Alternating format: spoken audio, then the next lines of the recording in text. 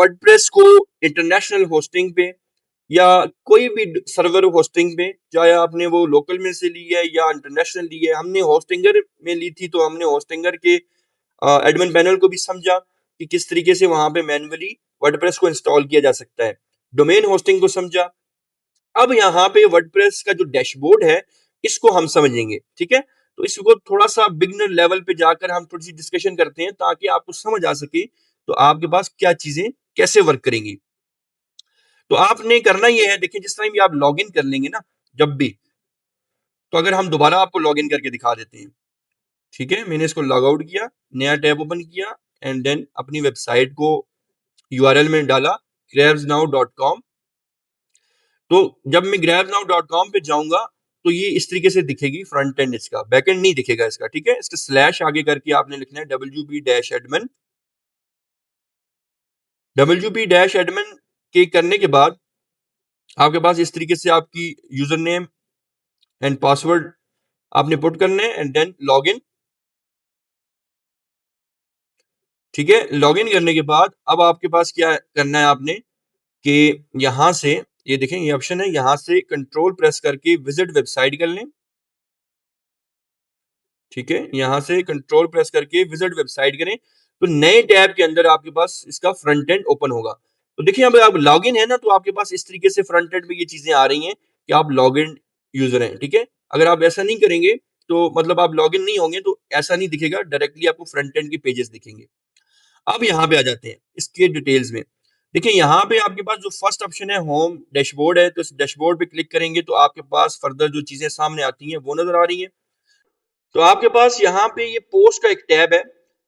Post का tab में आपके पास जैसे ब्लॉग वेबसाइट होती है ना, ब्लॉग वेबसाइट के अंदर आपके पास डिफरेंट किस्म की न्यूज आपने जो है पेस्ट करनी होती है, न्यूज देनी होती है। तो ये वो उसको यहाँ वर्डप्रेस में पोस्ट से मेंशन किया गया है कि टेम्पररी बेस पे कोई इंफॉर्मेशन आपने देनी है तो आपने उसकी पोस्ट बना देनी है। मैं यहाँ पे टेम्पररी का वर्ड यूज क्यों कर रहा हूँ, देखिए आपके पास वेबसाइट के अंदर, किसी भी वर्डप्रेस की वेबसाइट के अंदर दो चीजें होती हैं, एक होती है पोस्ट और एक होता है पेज, ठीक है। पेज मतलब परमानेंटली जो चीज हमने अपने पेजेस डिजाइन करने हैं, उनके अंदर स्ट्रक्चर बनाने हैं, पेजेस कहलाएंगे। जैसे कि हमारे पास अगर एग्जांपल की बात करें, होम पेज बन जाएगा, अबाउट अस बन जाएगा, सर्विसेज के पेज बन जाएंगे, देन आपके पास कॉन्टेक्ट अस का पेज बन जाएगा। एंड इस तरह हर डिफरेंट बिजनेस की डिफरेंट रिक्वायरमेंट होती है, उसके लिए उस हिसाब से पेजेस बन जाएंगे। बट अगर आपकी ब्लॉग वेबसाइट है, ऐसी वेबसाइट है जिसके अंदर आप न्यूज प्रोवाइड करते हैं, तो उस केस में आपके पास यहाँ पे पोस्ट आपने ऐड करनी है डिफरेंट डेली बेसिस पे। बट उसमें यहाँ पे एक चीज है कि देखिए अगर हमने एक 40-50 पोस्टें डाल दी तो उसको कैटेगराइज, मतलब हमारे पास डेटा को मैनेज करना मुश्किल हो जाएगा, यूजर के लिए फ्रंट एंड में चीजों को देखना मुश्किल हो जाएगा। तो उसके लिए हम यहाँ पे कैटेगरीज बनाते हैं, ठीक है। तो ये मैं आपको अभी शॉर्ट ओवरव्यू दे रहा हूं, ये सारे के सारे ऑप्शन हम वन बाय वन इनको अप्लाई करके भी देखेंगे। देन यहाँ पे आपके पास मीडिया का ऑप्शन आता है।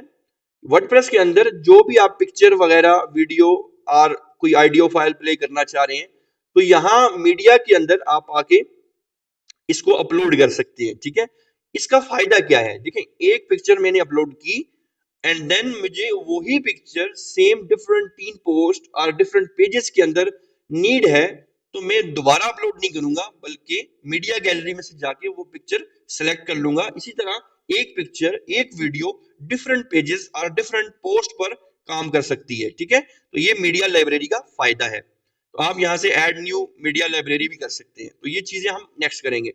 फिर जिस तरह मैंने बोला कि आपके पास पेजेस बनते हैं, मतलब एक वेबसाइट का बेसिक स्ट्रक्चर जो होता है उसके अंदर पिलर के तौर पे पेजेस होते हैं कि आपके पास हर बिजनेस के हवाले से कुछ मेन पेजेस की रिक्वायरमेंट होती है तो वो हम बनाते हैं, ठीक है। तो हम यहाँ से देखिए ऑल पेजेस पे जाते हैं तो आपके पास ये कुछ शॉर्ट पेजेस बने हुए हैं, जैसे प्राइवेसी पॉलिसी है। तो हम पेज कैसे बनाते हैं इसके बारे में हम आगे चल के डिटेल से बात करेंगे। तो हर वेबसाइट में कुछ ना कुछ रिक्वायरमेंट के पेजेस लाजमी होते हैं। देन कमेंट्स को आप यहाँ से मैनेज कर सकते हैं।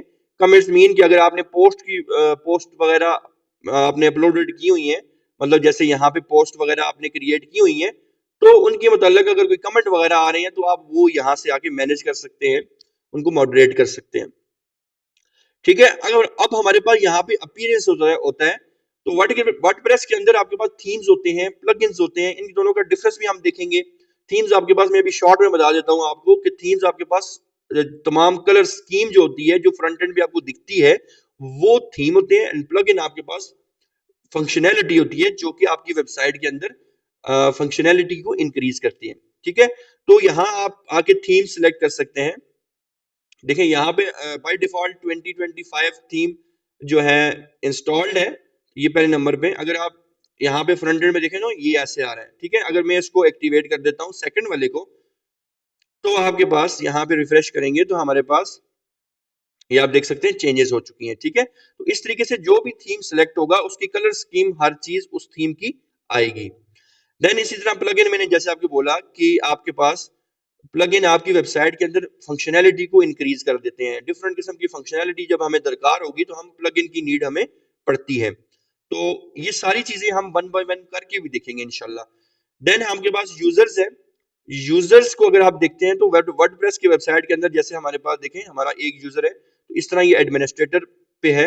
अगर आप यहाँ पे ऐड यूजर करते हैं, ठीक है, तो आपके पास यहाँ पे देखें डिफरेंट यूजर हैं और उसके आगे रोल भी डिफाइन हुए हुए हैं, सब्सक्राइबर, कंट्रीब्यूटर, ऑथर, एडिटर।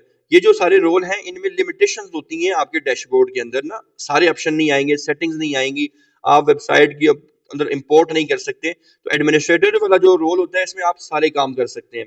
तो अगर आपकी वेबसाइट में आप किसी थर्ड पार्टी बंदे को ऐड करना चाह रहे हैं as a subscriber, as a author या एज अ एडिटर, तो फिर आप जो है यहाँ पर रोल एक नया भी क्रिएट कर सकते हैं इस वेबसाइट में।